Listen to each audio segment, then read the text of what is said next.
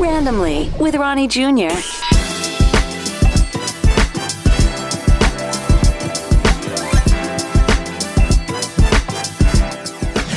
All right, so we're going to jump on a quick bite of sorts. The reason I say that is because Quibi is something a lot of people are talking about. Matt Rogers, you have something to say about Quibi. You've got a show that it feels like, although things are quick and the bites are quick, I feel like you've been working on this project for a very long time. I want to know about your podcast too, but first give me a Quibi. What the heck is Quibi and what is your show about?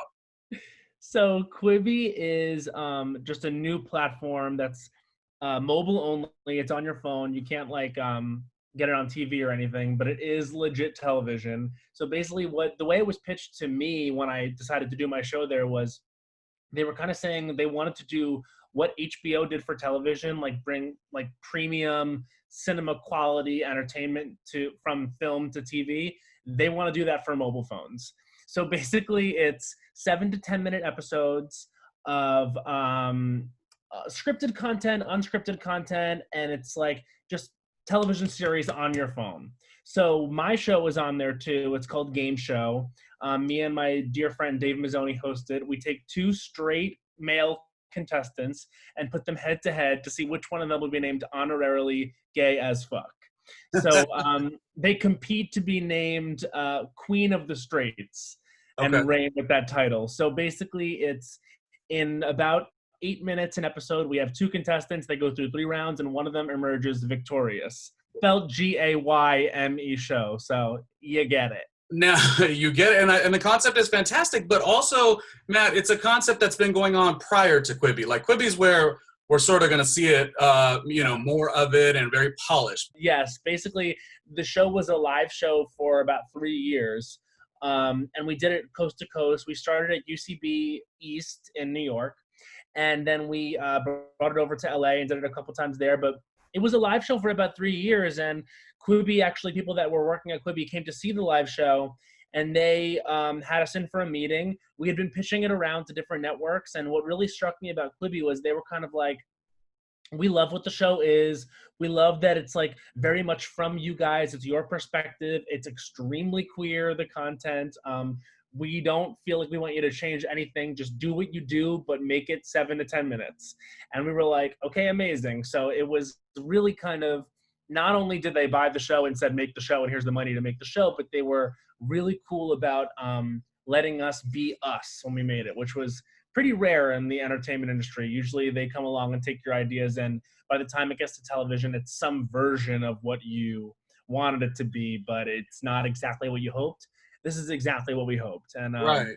That's what's so great. Translation from stage to tiny screen is good. No, by the time it gets morphed, like, and all the suits read it, it's like Mario Lopez is hosting yet again. I mean, it's a lot. Know, right? So yeah, I was like, we're going to host this show, P.S. And they were like, we wouldn't have it any other way. Yeah. How do you and Dave know each other? You said that's a UCB thing to originate? We from college. So we met in college. We did theater and comedy together in college. And then it just is a lasting friendship. We met like a lot of gay men meet, which we dated for a short time. It didn't work out, but became lasting friends. And I think we were just looking for something to do together that felt specifically like the two of us. And something that we love is, to pick on our straight male friends and say like, oh, you wish you were part of our community. And so we thought, why don't we put two straight guys on stage and see which one can, prove their allyship the most. And it's really been fun to watch straight men compete to be called something I was afraid to be called growing up. You know what I mean? To be called gay as fuck would have been like the worst thing ever when I was in elementary school, middle school, high school, even my early 20s. You're even though I was out, it's still it's only new. It's only a new concept that it's like a gay friendly world, and in so many parts of the world it's not. So it's been kind of interesting to see it flipped on its head, where all of a sudden these straight guys who are always usually the majority are now playing in the minority and trying to be called something that's been an insult that they probably used against us at some point. That's interesting, and I think it is an open space for both types of viewers, the gay community, the queer community, because yes, I can recall that kind of thing where it's like behavior modification all through your adolescence. Even when you get to a stage, things like mess with you. Yet, and I could just go down a laundry list of like roommates, straight roommates that I've had, they would be more comfortable in their own skin. And I remember feeling that, especially when I moved to New York, it was like that duality of us all being able to talk about such similar things, but yet our lives are way different. I had always been quite fascinated by that. And all my roommates were those kind of guys that were like, there was no resistance on what I said. I said whatever, just like they said whatever. And when I saw your concept, I was like, oh, that's kind of like a cackle that I've already had. Right. How long did that show? Go ahead. No, I was just gonna say it's like a privilege to be able to say and do whatever you want. And so to watch these guys interact in a space where it's like, this isn't revolving around me, it's revolving around other people, and watching them kind of scramble. Like what I always say is like I've seen upwards of 20 Super Bowls. So like you can tell me who Dua Lipa is. Like at least give me that. You know what I mean? So it's been kind of interesting just to see them interact in a world where they're not the number one most catered to entity. Oh, I like that is true, because I remember telling one of my friends, I'm like, okay, I've been your wingman like 152 times. You could go to boxers with me. Like you could you could do me that favor. Tell me about how long. I want to get back to Quibi, but how long was the show going as a live show before it went to? I guess was Quibi called a network basically? Or? I mean, it's a network, it's a platform, and the live show was going on for about 3 years, and then we were probably pitching it for 3 to 6 months before it really solidified with Quibi. On the Quibi version of the show, if I wanted to like sort of go back and like on demand, who would be some of the talent I'd see on this version? On the game show on Quibi. So it's Dave Mizzoni and I host every episode. I mean, we've got amazing people. We have Alana Glazer. We've got Bowen Yang, my co-host from Los Culturistas. We have Bob the Drag Queen, Trixie Mattel, Rachel Bloom, Jill Kim Booster, Nicole Byer. All the heavy hitters. All the girls. Great people. And they're all my friends too. Patty Harrison, Brendan Scannell.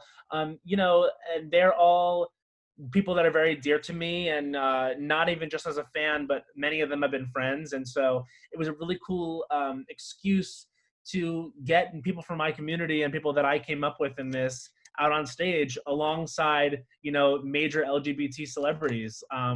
So it really felt like a cool opportunity to do what I've always done, which is try to bring my friends up with me, because they've done the same for me. And just, it's really fun to be able to write a list of people that you want on the show because they're your friends, and have Quibi say, yeah, all these people are great, we're down with it.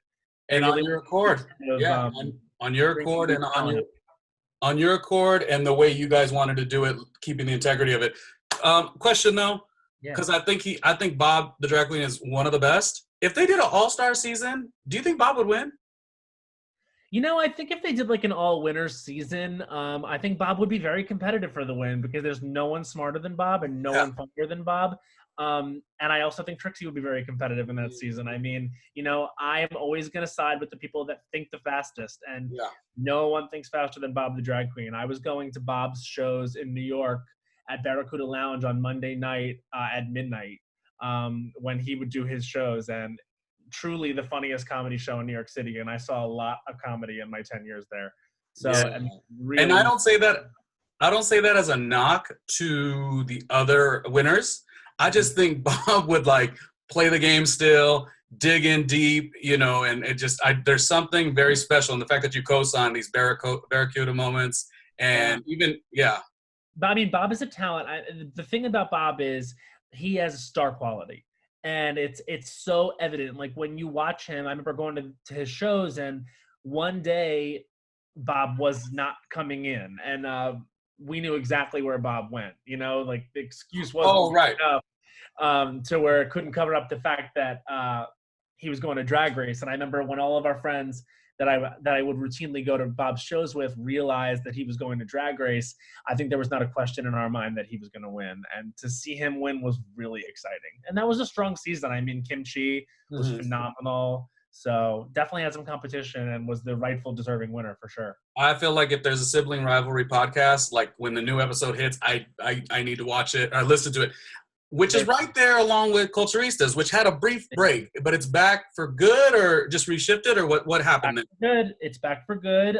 We got on a new network. We're on iHeart Radio now, and they were really great about figuring out a way to make Bowen and I's schedules both work, because Bowen obviously is in New York for the indeterminate future. He's a cast member on Saturday Night Live, and I moved out to LA to pursue my opportunities here, including game show and the shows I'm writing for. So they were really great about putting our schedules together, and we're really committed to doing new episodes. I mean, we just released new episodes with, again, Nicole Byer, Gabe Liedman, Jimmy Fowley, A. Bryan, and we just actually released a new one with Engel Woדם from SNL too. So wow, okay. I'm super excited about the podcast. It has new life. It's very funny. It's very funny. When I found it, I wasn't one of the early people, I will admit to you, but when I found it, it was like one of those ones where I need to be in on these conversations. To be honest, I was a little late, and I'll be embarrassed by saying it, but I had to listen to this one. Gosh, I sound so late to the game, but I'm going to tell you, Julie Klausner was my show. That was the first one, because I follow her. Ridiculously loved all 3 seasons of Difficult People. And I must have seen her like put it on IG or something. Oh, yeah. We'll take a look. Julie's so great. That was a really fun episode. I really felt like, she loves the gays, and she loves the gay culture, and she loves the references. And so she really just gets it. And it's really fun to have someone on the podcast that you can really know is going to know every single pop culture reference. And she's just a deep well of knowledge. She's like an encyclopedia. So, and she's also so funny, and I respect her so much.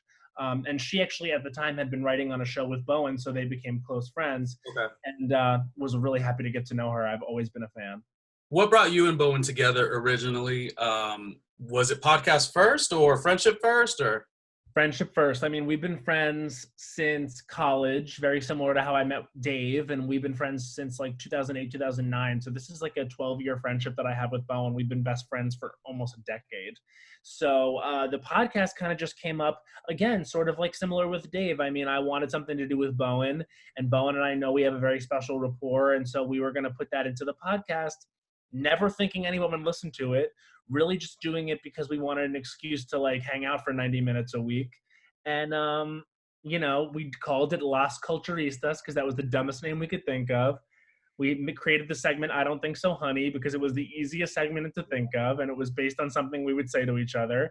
So, one thing led to another, and through word of mouth, people started listening. And then we did the live show, and it really kind of popped off. And I think it's just, I credit 2 things. I think it's really hard work and, really pounding the pavement in New York for so long that you meet a large community of people that you can have on the podcast. And people seem to really enjoy having a glimpse into the world that is like up and coming New York comedy. And also, just having those people on the show to kind of show off their really unique senses of humor. I mean, we're only as good as the guests that we have, and we have the best. I mean, I think about our very first episode where we had a guest was Anna Dresden, who's now one of the supervising writers at SNL, one of the funniest people ever. So I think about the fact that our instincts have always been pretty right when it comes to, we should have this person on, they're about to blow up. And I mean, I literally started co-hosting it with Bowen Yang. So it's been pretty cool. It really was that, like, you guys would do all the fun stuff too, like the Coven. You would do, you'd read Ariana Grande if she needed to be read, or even adulate her if she needed to be. But it was really that when I started listening. Obviously, Julie Klausner was my intro to it. But then after I started going back to the older episodes, it really was like these guys have cut their teeth on and had so many projects that maybe would have went but maybe didn't. And you knew that the guests had that same credibility. And like you're saying, now you're seeing them explode. What was it like? Because I believe you were on hold for SNL as well. What was that like when Bowen sort of gets on the writing staff and then gets the big, headline, and he's a best friend? But does that also like put some pain that you didn't get to join him in that experience, or does it feel okay? I think that it's as complicated a situation as it sounds. You know what I mean? Like, not only was it me not getting a quote unquote dream of mine, but it's having to see your best friend get that. And as proud as you are of that person, it also comes with a deep sense of envy. And because no one's perfect, you do get a little jealous, and then you're angry at yourself because you didn't do well enough, or you're frustrated because you feel like that's, the one thing that really was meant for you. But then as you sort of wade through those emotions, you realize that it's one job, it's one opportunity in a world that presents many, many, many. And ultimately, I look back on that and I just think, wow, how lucky I was, and how rare it is to get that opportunity to even do that, let alone 2 times. But also to know that they've made the best decision they could ever make, which is to put Bowen Yang on the show. He's so deserving and he's doing such an amazing job. And of course he is. So everything worked out the way they were supposed to work out. And I'm endlessly proud of him and proud of myself for being there. Just wrapping things up, I like to really chat about like successes and setbacks, because I think like people don't realize how challenging this industry could be and to thrive. Do you think of any other setbacks that were a challenge you want to speak on that you did overcome? I'm not saying getting on hold on SNL is a setback, but you know, to feel so close must hurt. Well, to not get that was tough. I mean, to be honest with you, it actually was pretty interesting because, you know, when I was coming up in New York comedy from like age 19 to age 28, 29, I actually did well. You know, I succeeded at UCB. I got named as a comic to watch by Comedy Central twice. I mean, I went to Just for Laughs, New Faces Comedy Festival, which is a very coveted thing. And so I actually did pretty above average when it came to like garnering accomplishments and, you know, checking every box. And I think that when I did not get Saturday Night Live, it kind of felt like, wow, it doesn't really matter that all these things happen. Like life can still take a turn. And so not getting that job when it looked like on paper I quote unquote should have, I had like every prerequisite, was very humbling and really took me back a second. And it just goes to show you have to be really resourceful. And so no matter what that setback is that you encounter, and so many people will, in fact, we all will encounter setbacks, I think that my advice would just be, you know, make sure that you're as well-rounded as possible, because this is a very hard business to succeed in. And I think it will be really tough to be, you know, just an actor or just a writer. I think that it's worth it to try to round yourself out as much as possible. If you're someone who wants to be a comedian, you know, and you're primarily an actor, take a class that teaches you how to write a pilot sample. If you're a writer, you know, maybe challenge yourself to get on stage every now and then. You never know. Because I think that's something that's really helped me is being well-rounded as a performer, as a writer, because this industry is tough and you do have to be able to say, well, you might not want me for this, but I also have this. So making the space and really committing to doing this is hard, and you have to make a lot of sacrifices and it takes a lot of time. Matt, wrapping things up. So I did want to know if, because I see that you're wearing your LA hat now, you're an LA boy at the moment. Yep. When you get so close to like an SNL, does that have like a reasoning to say, you know, I'm gonna try things new in LA? Or was LA random, completely different? Where did LA fit into this equation? You know, I was such a like hardcore New Yorker. I was actually raised on Long Island, and I went to school at NYU, and I always stayed in New York, and I just got so comfortable there. And LA always made me very anxious. I think like it's so synonymous with the industry and succeeding in the industry, and it's so all-encompassing. And, you know, that's just one of the many reasons why LA is intimidating. And a move across the country is very intimidating when your entire family and all your friends are in New York. But then as I got a little older and I've been in the industry a little bit longer, I realized that, you know, it's a natural progression, because once you have cut your teeth in New York and you've done so much there, I found I reached a ceiling there, and I was just ready for a change. And so I really kind of just said, let's do it. And also, to be totally honest with you, New York wasn't getting easier to live in. You know, the subway isn't getting easier. The weather, you know, doesn't get at 22. At 22, you're so down for all that. Exactly. You know what I mean? And then you realize, like, okay, life doesn't have to be this hard, and also I can make maybe a little bit more money doing this. So what happened was I went to Los Angeles to do pilot season for the first time. And then halfway through pilot season, I ended up getting a writing job on the show, The Other Two, on Comedy Central. So that's kind of just goes to show you, like, I love that show. That was funny. Yeah, these opportunities, thank you. These opportunities can come in any way, shape, or form, and you should be ready for it. So I'm really happy that I had a writing background when I was out there trying to do pilot season, because I might not have gotten that job.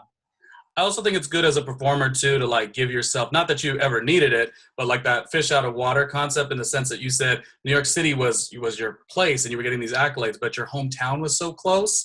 And so maybe you need to sometimes like break that. I'm literally the opposite. Like I grew up near the Long Beach area in Southern California. So even though I lived in Studio City for all these years and worked in radio, et cetera, there was nothing like that first time I moved to Harlem, and just felt like the exact same me, but like a totally different me. And it's really unexplainable. But yeah, I mean, I even remember when I graduated high school, I was moving from Long Island to New York City, and I thought I knew what the city was going to be like, and it fucking chews you up and spits you out. I mean, it is crazy. New York is the hardest city in the world to live in, and if you can live there for even over a year, you can do anything. I mean, LA is a cakewalk compared to New York City. There's no city in the world as big, mean, fast, loud as New York, and it's fucking hard to pay to live there. And I waited tables for a decade. You know what I mean? Like I spent hours and hours and hours of doing things that I didn't want to do because I was committed to making my career happen. But that is what you got to do. That is literally the grind. And the best thing is you could always end up back there. You know what I mean? Like this career does allow so many changes, and and I would be open to it. I mean, like even just the other day, I had a conversation with my manager. She was like, "Would you want to do a writer's room in New York?" And I was like, "I'd be open to the conversation." Yeah. I mean, life is long. I love that city.